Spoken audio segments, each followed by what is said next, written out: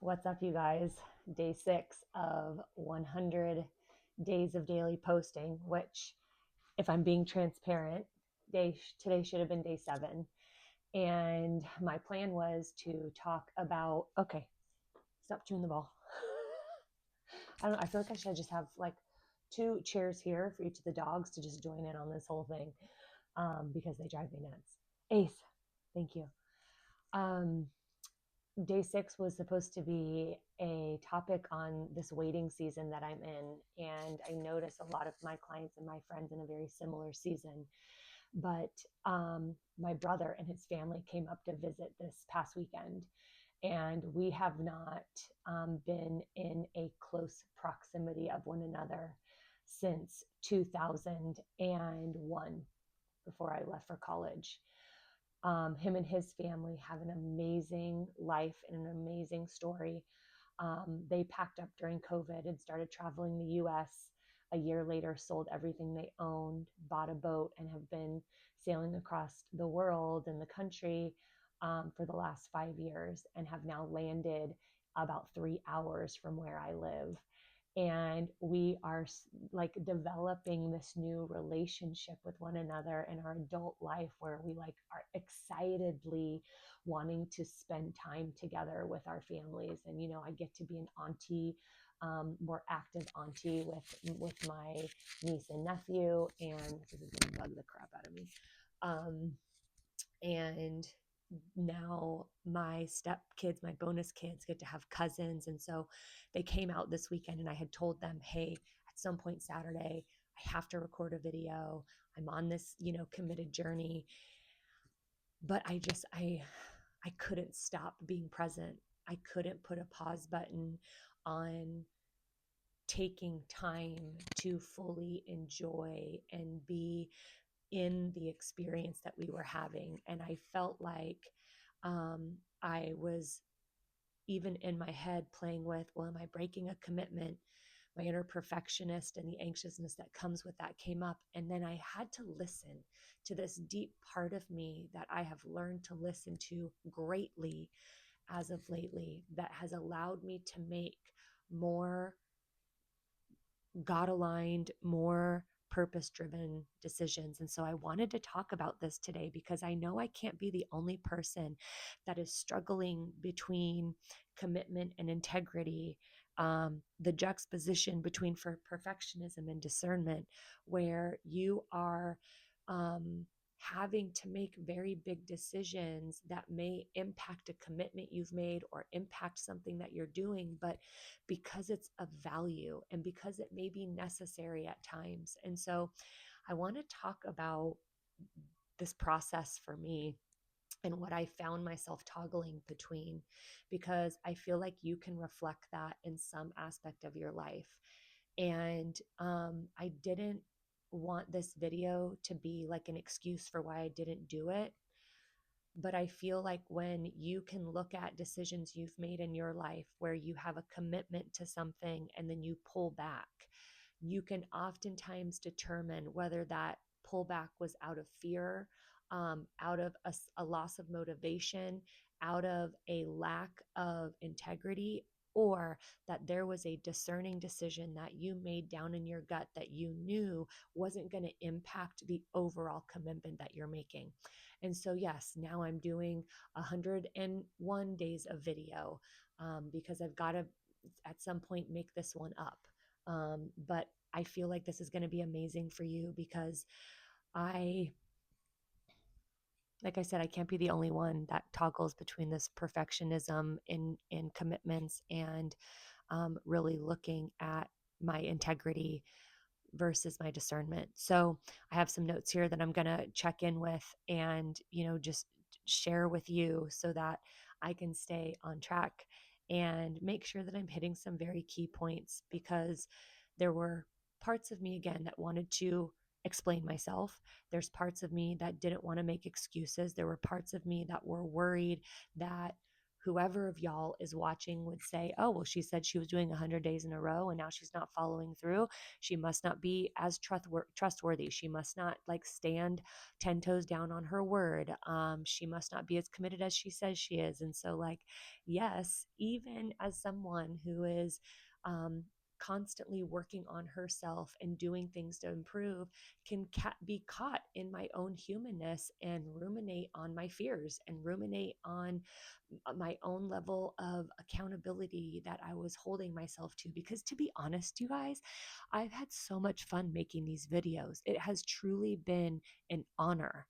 And what I don't want to do is create information and share my story out of just checking 100 boxes, because that's not why I'm here. Am I here for my own personal growth? Yes, of course.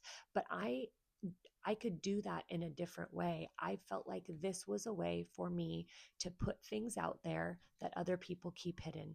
It's a way for me to put myself out there to build more confidence and self esteem, when it comes to my story, my voice, and whatever my purpose is when it comes to using my voice.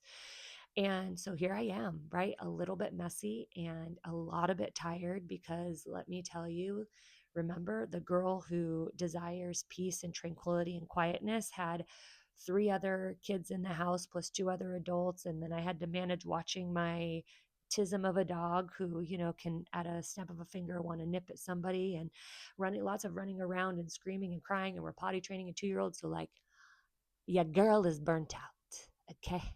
But I knew that I was going to come back to this today, both out of excitement, but also out of commitment. And so I want to be honest about this part of our humanness. And I don't want to justify the behaviors. I just want to give you context. So when I had this opportunity to either come here and talk to y'all, or choose to spend some time with my brother and my sister-in-law and my nieces and nephews who I hadn't seen for a couple years but haven't been this close in forever, down in the depths of my soul, it was like, just be here, Brianna. Like, just be here and soak this in, because you don't get these moments back. And I feel like that in and of itself is a sermon for some of you, because it's very easy, especially those of you who are following along this journey, who are high achieving go getters, constantly developing and creating, moving on to the next thing, that we miss these opportunities to engage in the present moment with our family, with our friends, with ourselves, that we take for granted because we have access to it. But take it from me, when you don't have access to it, it starts to become more valuable when you do. And so that's why I just had to put this aside for the day, so that I could really be with my family. Because what's 20 minutes? It's really not. All these videos are around 20 minutes long. I could have given that 20 minutes up, but that was 20 minutes of time that I didn't have for, you know, since 2001. So I soaked it in. So I want to encourage you, as you're listening through this, I have some prompts that I want you to do kind of as a self-explorer, to look at where you may be struggling in this area. And my first question to you is what does it feel like when you think you've broken a commitment? Like, what does it actually feel like in your body? And what are the stories that your mind is telling you? I shared with you that, like, I'm going to have to explain myself. They're going to think that I'm disingenuous, out of integrity, that I don't follow through with the commitments, that I'm untrustworthy. And in my physical body, when I was like hemming and hawing with my sister-in-law over this, because she even said, like, oh, don't forget, you have to make that video. And I was like, I know, but like, I want to be with you guys. I want to soak this in while you guys are here. Like, I felt in my body this uneasy feeling, as if I was not walking on sturdy ground, but like on sand, like where your feet kind of sink a little bit, but each step is like grounded and then you sink. And so I just wanted to be present.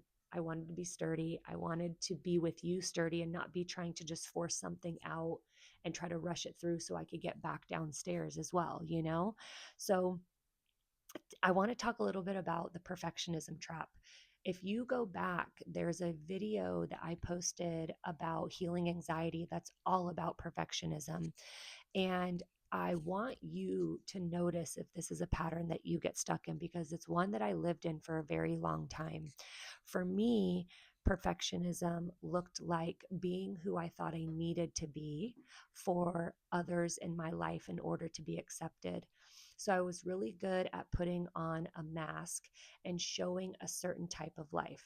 I was really good um, at being put together and showing myself as having it all together, when inside I was completely unraveling, or at home unraveling. Like, sometimes I wish I could have put, like, I had a reality show during this like 7-year period of my life post divorce, because like the amount of footage of me diabolically being crazy is insane.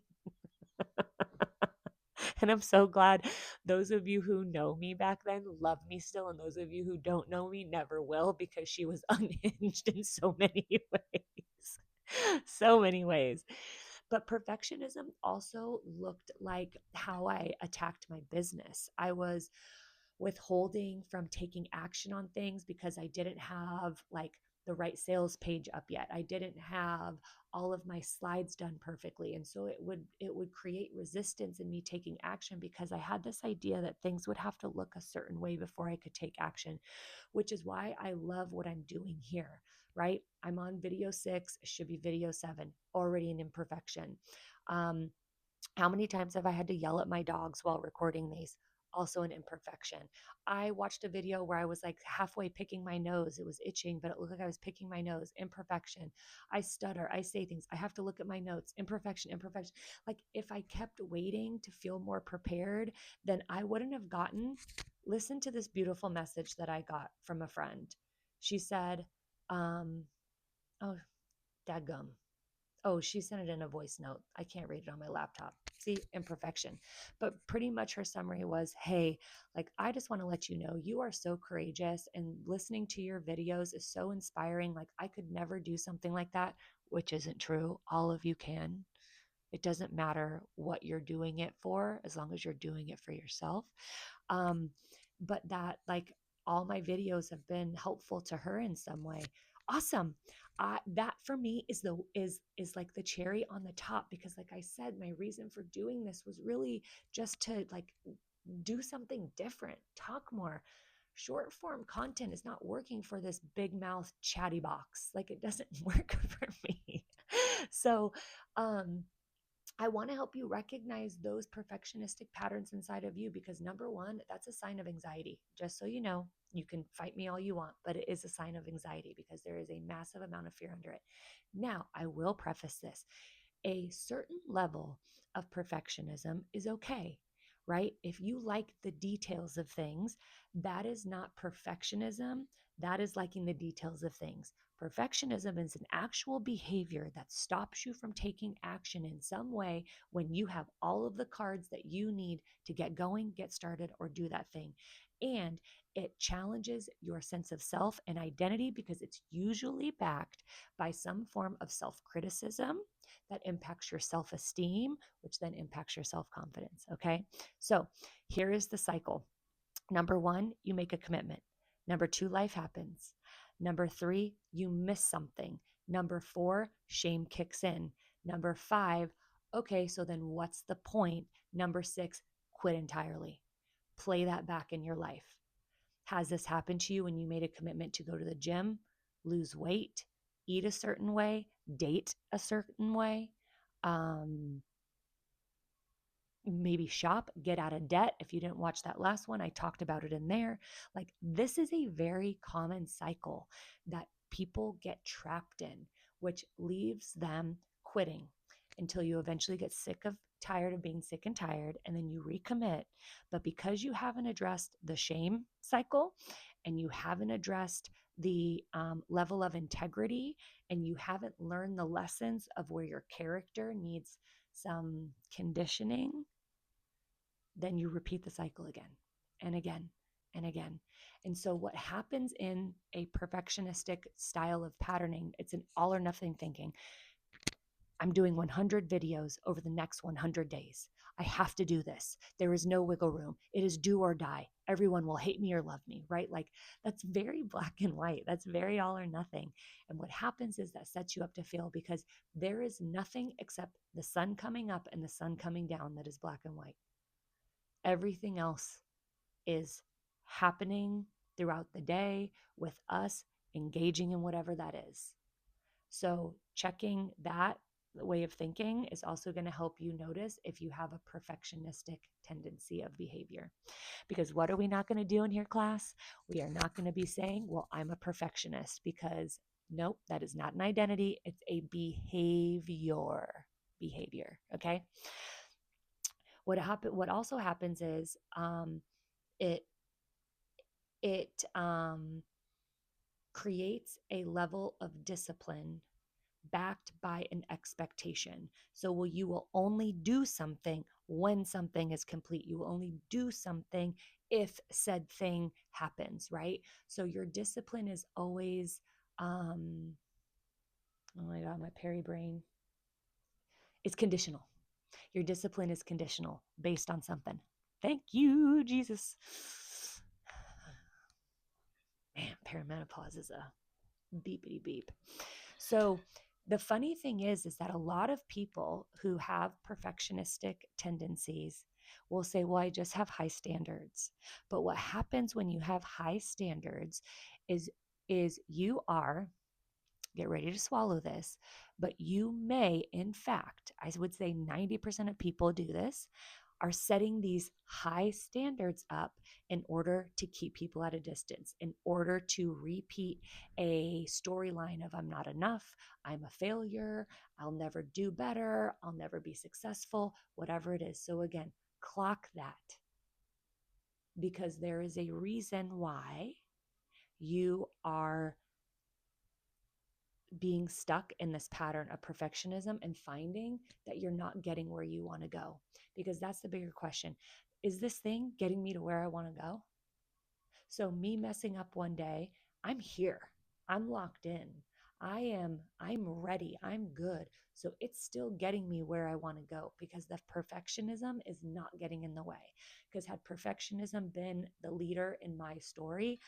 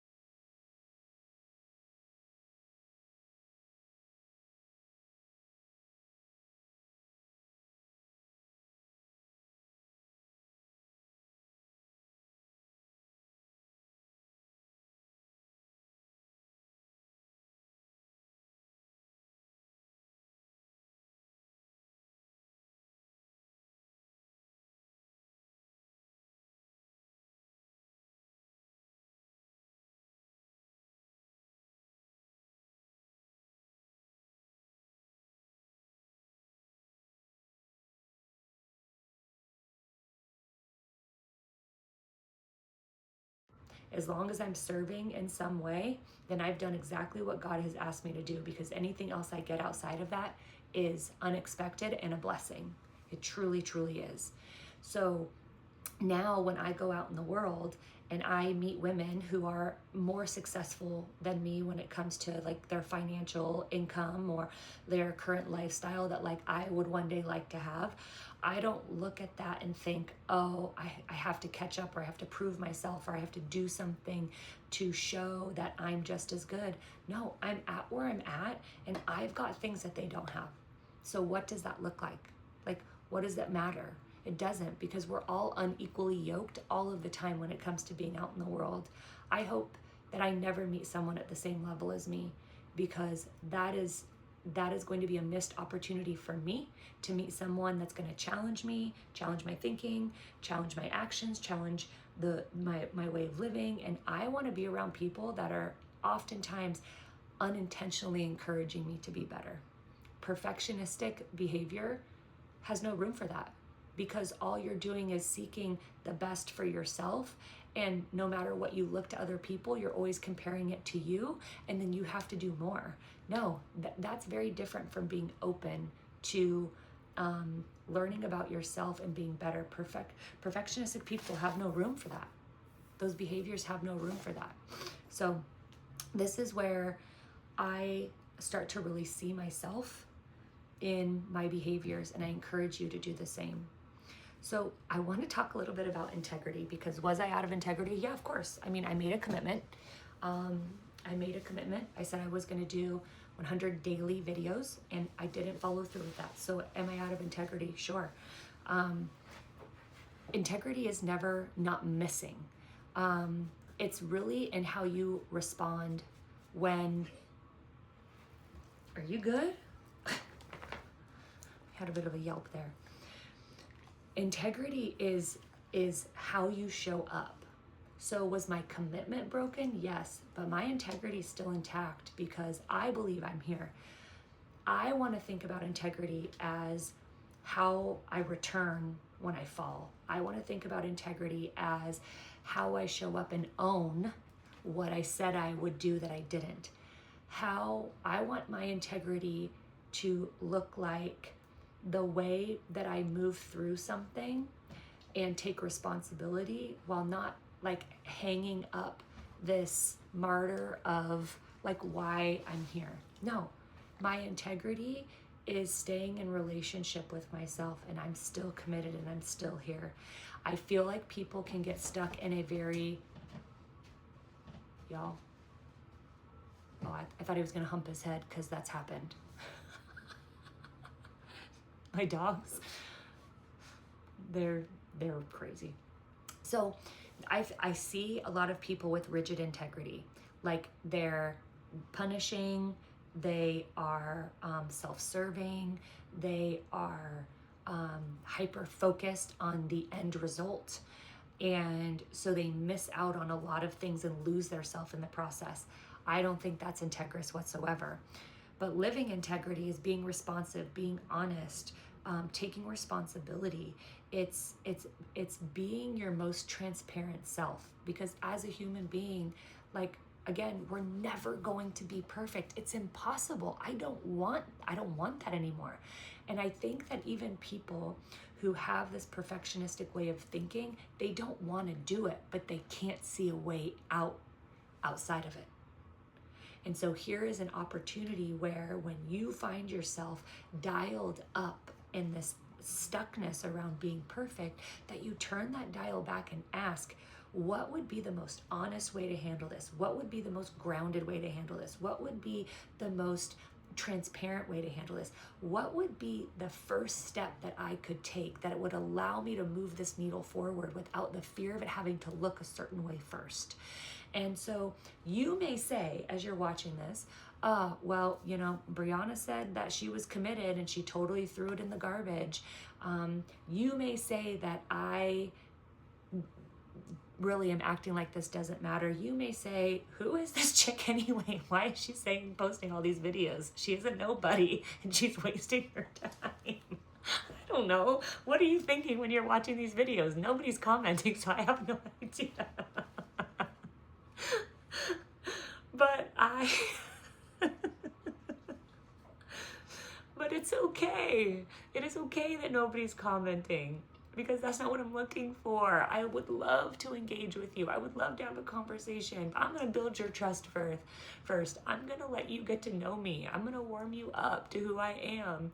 And I'm just going to be here. I'm going to be here doing these, and I'm going to show up consistently, and I'm going to show up with integrity. And when I don't stick to a commitment, I'm going to own it.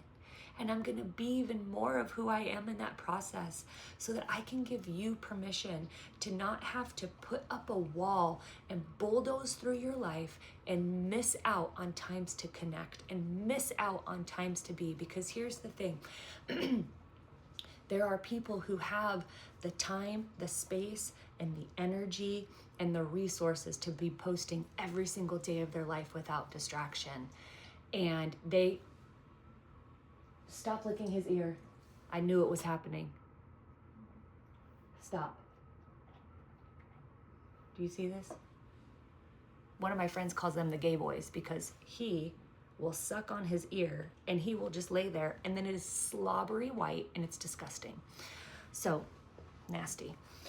So anyways, you're going to bulldoze through your life, and you're going to miss out on opportunity to connect. You're going to miss out on opportunity for relationship. You're going to miss out on opportunity to have something given to you in some way that nurtures your soul. I'm not going to do that. And also, I work 40 hours a week, and I have 2 toddlers, and I have a husband, and I have 2 dogs, and I have a lot of responsibilities. So me doing this is not about proving to anybody that I can balance everything. If there's a day that comes again where something happens and I just can't do it no matter how hard I try, I'm going to accept defeat that day, but I'm going to get straight back on that horse and keep going. So that is healthier for me. That is healthier for you, because I want us to share about what life is like. My life is no different from most of y'all's. I'm gonna take a guess. And if it is, then maybe it's just because I have one thing that you're yearning for, and eventually you'll get there, and that's a whole nother topic here. But I want to show you that integrity is not rigid. Integrity is like responsible and kind and honest. So I want you to reflect on where you may have confused being rigid with being in integrity, because I feel like those are very interchangeable. And I don't know, maybe I'm talking out my butt right now. Let me know, make a comment. Let's talk this through, because I do want to understand your point of view, because I know I'm not always right. I'm just sharing what I think and based on my own experience, what it's like. So when it comes to letting yourself off this hook, right? When it comes to a situation where you got to say, all right, I've hummed and hawed over this. I have to make a decision. I'm going to go with this. It's not what I'm usually committed to. So what happens when you let yourself off the hook? For me, I was afraid. Again, I was afraid that like I would lose y'all's, a positive experience. I was afraid that I would lose momentum. I was afraid that I would like lose my own belief in myself. But then I took a pause back, and look, here I am. I believe in myself just as much as I did the day before. My goal in this wasn't to like gain anything other than like just to learn more about myself in this process and see what it's like to be on a different platform. So either way, I feel like I'm still winning. I feel like I'm still winning no matter what. And so I want to encourage you as a high functioning person, as a high achiever. Like, I truly believe, as I witnessed this in my clients, and I saw it in myself for so many years in the past time, which is high achieving, high functioning people have a fear of flexibility. That rigidity is the thing that keeps you successful. That rigidity is the thing that keeps bringing in clients. That rigidity is the thing that keeps the doors opening for you. And that is actually not true. You are so scarcely living life and holding on to it by the balls, but so freaking tight, that you are not even experiencing anything that you're doing in that process. So I want to encourage you, what would happen if you just let go and let the reins loose a little bit? When you ride a horse, you do not ride them with those reins tight. You ride them with the reins loose. Why? because that gives the horse room for you and he or she to communicate with each other, and you're not choking on the horse's bit to keep them uncomfortable. You want them to ride comfortable. So there's a big difference between avoidance and discernment and self-betrayal. And avoidance and self-betrayal are two of those things that I think happen when you get very rigid and become less flexible. When you are avoiding something as a perfectionist, well, sorry, I take that back. I just labeled you as somebody with perfectionistic behavior. Avoidance is a huge behavior. You avoid hitting send on an email. You avoid publishing an article that you've written. You avoid having the conversation. You avoid wearing the weird thing. You avoid, because everything has to look and be a certain way, right? That is an inflexible behavior. Self-betrayal, man, I could talk about this one forever. But how often have you kicked yourself to the curb in order to worry about what everybody else wanted from you? What have you given up multiple times in order to make other people feel like they could see you as somebody that you think you needed to be? Those things don't work with discernment. You are not using discernment in those type of behaviors. Discernment is grounded. Discernment feels like a anchor in the ocean, and it moves and it checks out all of the options, but it's still grounded in a sense of self, in a sense of faith, in a sense of truth, in a sense of identity. And so you're anchored into something that's never going to move you from one spot, but it's going to allow you to see, like a boat on an anchor, all of the options and all of the possibilities, so you can make the most aligned decision. That is discernment. That is clear discernment when you're choosing. So an excuse might say, I don't feel like doing this, I'll do it later, this doesn't really matter. But discernment says something else needs my presence today. Discernment says I'm choosing this on purpose because I'm being in purpose in this moment. Discernment says when I'm done, I will get back to this thing over here. Discernment says if I take action on this now, no matter the outcome, I've learned X, Y, or Z because of it. So I'm gonna do it anyway. I want you to think about, how do you know in your body when you're avoiding versus choosing? How do you know you're in discernment or you're in self-betrayal and avoidance? Because there's a huge difference that you may not even be paying attention to. And this is so important. It is so important. And I want you to find yourself there first, because that discernment is going to allow you to choose things with a whole larger heart yes than it is to just say okay or whatever or I have to. So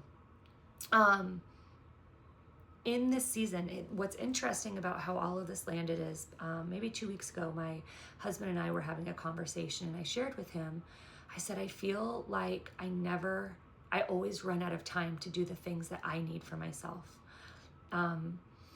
If I go on a walk with the dogs, I don't have time to go to the gym. If I go to the gym, I don't have time to walk the dogs. If I do my Bible study and my morning time and my prayer time, then I have to rush my dog walk. Then I definitely don't have time to go to the gym. And it's like I'm constantly having, what I said was, I feel like I'm constantly having to give something up in order to do something else when I really just want to do it all. It all makes me feel good. It all gives me a different, it fills me up differently. Each of them has a different purpose for me. And he said, he was like, sometimes we have to weather a season where something has to be good enough. And that might mean giving something up or allowing it to look differently. Is there a way that some of this can look differently for you? And I was like, ugh, why do I have such a cool husband? You're so annoying.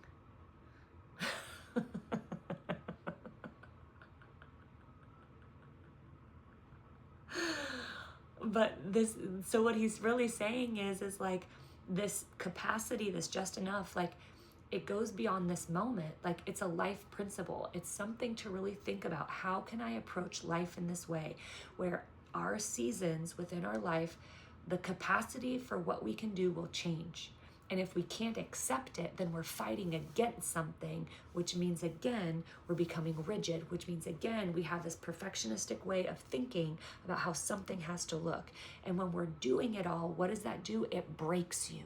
Eventually, it breaks you. And if you're going to allow these seasons to break you, if you're going to allow the expectation of a commitment and the perfectionistic viewpoint that you have to get from A to B, you're not actually going anywhere because you're losing yourself in the process.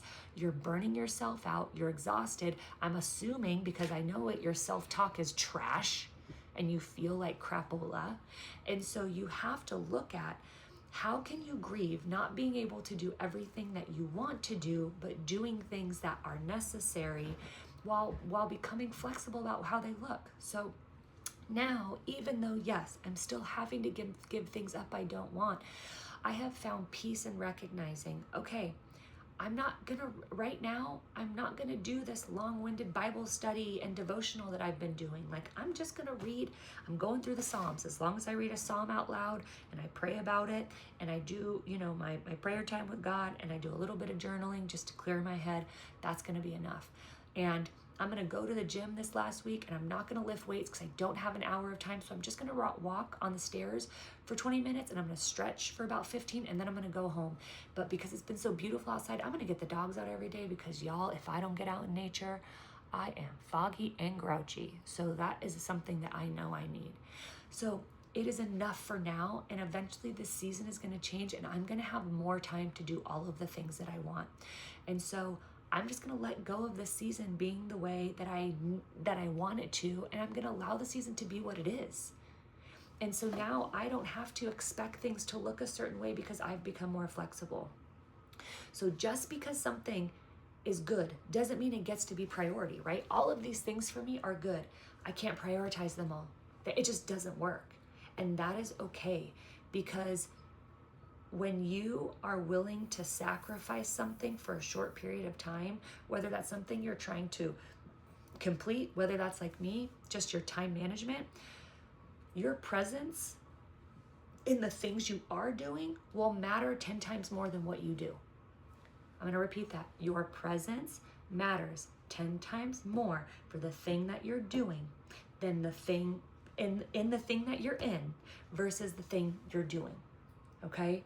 Because you are going to catch yourself in a catch-22 where then you get resentful and pissed off at everything that you're doing, and that is not going to give you any sort of outcome. And then you're definitely not going to be able to discern what you need, and you're definitely going to be out of character, which means you're not in integrity, right? So my question to you here is, what season are you in? Are you in a season where you're having to give something completely up? Are you in a season where you're having to be flexible with how it looks? Are you in a season where you're supposed to be adding something more or new? And are you in a season where you're still trying to do as if you're in a different season? Like, are you trying to act like you're in a past season because you can't bring what you've already been doing into a new season? It's something about it has to change. Okay. One more thing here, the accountability piece, because like I said at the beginning of this, I found myself feeling ashamed for a very brief moment around breaking this commitment. And so I feel like there are two ways that people can handle this, right? You can handle it the way that I did, and you can handle it the way I probably past Brianna did. We can have shame-based accountability, harsh to ourselves, punitive to ourselves, negative self-talk, beating ourselves up, thinking about all the things everybody else is thinking about you, so on and so forth. You get it. That's going to lead to you quitting. That's going to lead to you not coming back. That's going to lead to you not, again, pressing send, having the conversation, completing the course, posting the course, sharing a video about yourself. It's always going to stop you. But self-led accountability, self-led accountability. Why did I say that twice? That's how that felt, I know. But self-led accountability is honest. Self-led accountability has grace and self-compassion and patience and understanding, and is gentle, and is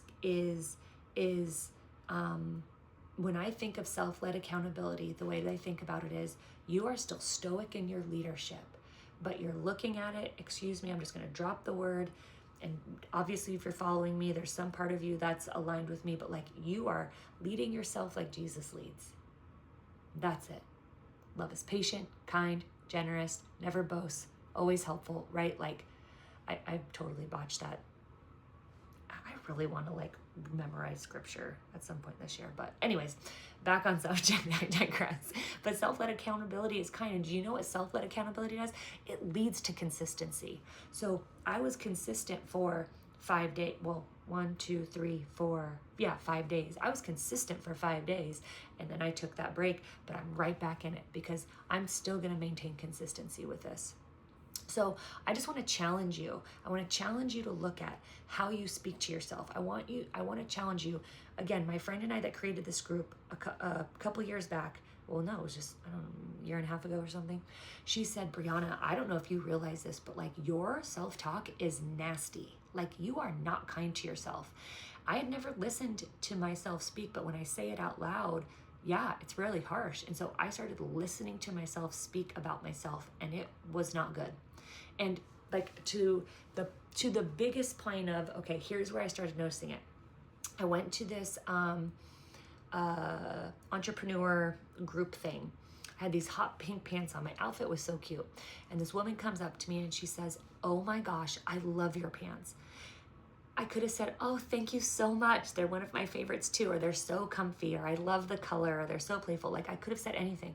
My response was, thanks, but I wish they were a little longer because I wanted to really wear heels and I couldn't. So like, I just shot it down. But I heard it in my head and I was like, oh, okay, I see what she's saying now. And so when I sat down, I even said to myself, no, Brianna, these pants are so much fun. They're flowy, they're bright, they're vibrant. They make people smile. These are the coolest pants ever. Period. That's it. So I want you to listen to how you speak to yourself, because that is what returning to yourself looks like, instead of restarting, instead of starting over, instead of breaking a commitment. Now you have to like start from the beginning. Like, this is what returning looks like, when you can catch yourself and pivot. Catch yourself and pivot. Catch yourself and pivot.